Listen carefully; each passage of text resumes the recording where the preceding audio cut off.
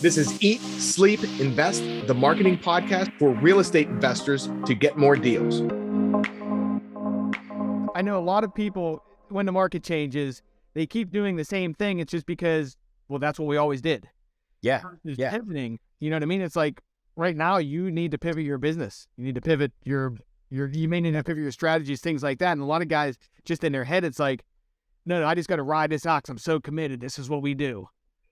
Yeah, that's what I did in 2008. I got crushed. I mean, I hope that if I take one person out of listening to the thousands of people that listen to this podcast, if I take one or two people and they get it, and they go, no, I got to migrate. I got to pivot. I hope I change the lives of at least a couple people, because that was me in 2008. I just thought that, hey, I was building homes.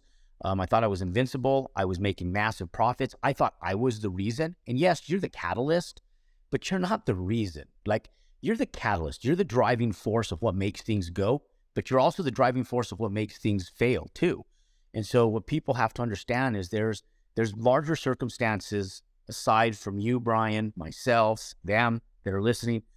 Those driving forces that we cannot control, we have to be able to circumvent and migrate to be able to adapt to our world circumstances.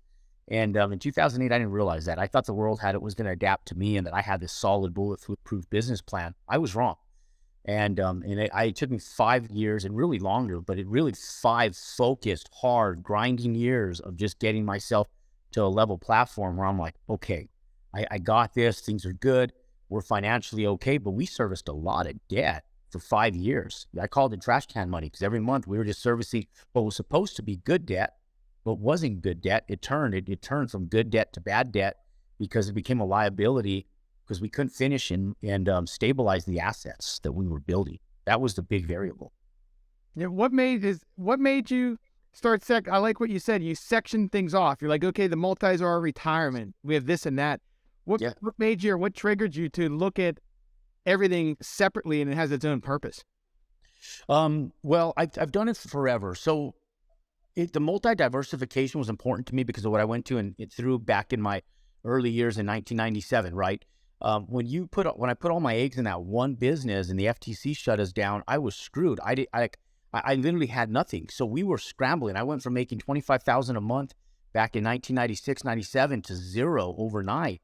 And I lost everything. I lost 11 offices that I had leases on in my name. I had lost my house, my cars.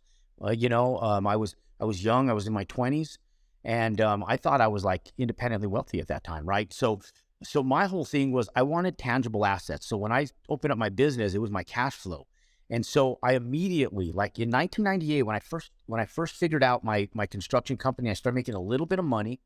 I started throwing money at every little sector. Like, I'm gonna get some life insurance. I'm gonna get some whole life insurance, and I was doing research, and I was very,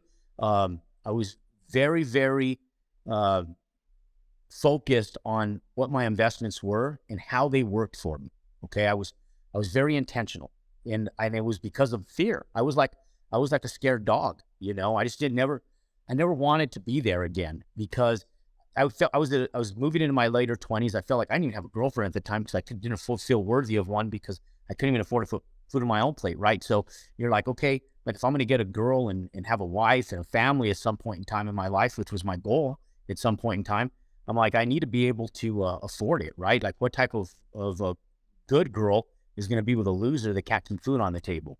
So I intentionally started like buying whole life insurance because I thought it was the right thing to do. I still own them today. I started buying little stocks. I started day trading, doing stuff on margin as a diversification of being able to generate capital. So I started learning the day trading thing. I was like literally on a Nextel phone, a digital phone, trying to day trade on a little digital phone. If you guys remember those, some of you guys are laughing at me. Trade, baby. On that damn thing. And like, it wasn't a smartphone. It was literally a flip Motorola digital phone. I was like, trade, go, baby, trade. I was just trying to get that sucker to go. And so I was day trading and I started buying rental homes. And I bought 2 rental homes. I hated them, Brian. It wasn't my deal. And I was like, this sucks. I hate them. I hated dealing with the tenants. I had nothing but problems with them. And so right away, I was like, okay, I'm selling these. I'm going to shit can these. I'm going to sell them. I'm going to do something different. And I had I started building single family homes where I was buying a piece of land, I was building a house, and I was making such large profits on them. I was like, damn, I could buy these rental homes. Like, like hotcakes, just building these homes out just for the profits, right? So I started building, and I went from one home to 2 homes in the first year. So I built 3 homes my first year. 6 months I built 1, then I built 2 the next 6 months, and then I went that next year, and I pulled 4 out of the ground in the first quarter of the next year, and then I went gangbusters, and I still went to 12 homes. I made over $1 million, and I hit millionaire status that year. That's my second year, going into my third year of building homes. I hit millionaire status because I just got very intentional and aggressive building homes. And I started buying little retail centers, and those were awesome. I still own the first one that I ever built. I still own. My office is still in it. I still own 11 retail centers. They're small. Everything that I own is under 25,000 square feet, most of which I bought value add, meaning that I bought them, they were junk, and I added value to them by doing some renovations.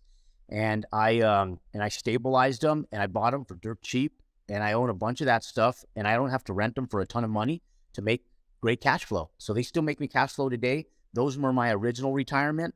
All the new construction retail that I had built pre-2008, I sold. That stuff is the stuff that almost drowned me. And so when I looked at stuff, I looked at different assets based on reasons that back what I went through. But today, now I'm looking at it as a vehicle, not only for me, but my kids, and for generational purposes. And so we're doing things a little bit more intentional for different reasons that more relate now towards generational wealth and long-term asset acquisitions.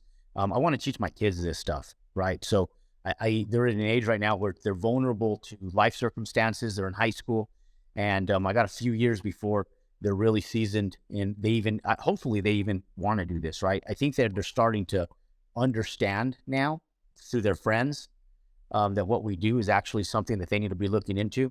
So now my intentions are more based towards that, but we still keep the cash flow, right? So I section some things off for cash flow, section some things off for generational stuff and asset growth, and and then I do some other stuff that I need to make profits. It's just funner, that I do is just like a driven goal of I got to accomplish this. I started it, I'm going to do it, and it drives me, right? So, but they have to make money. They all have to make money.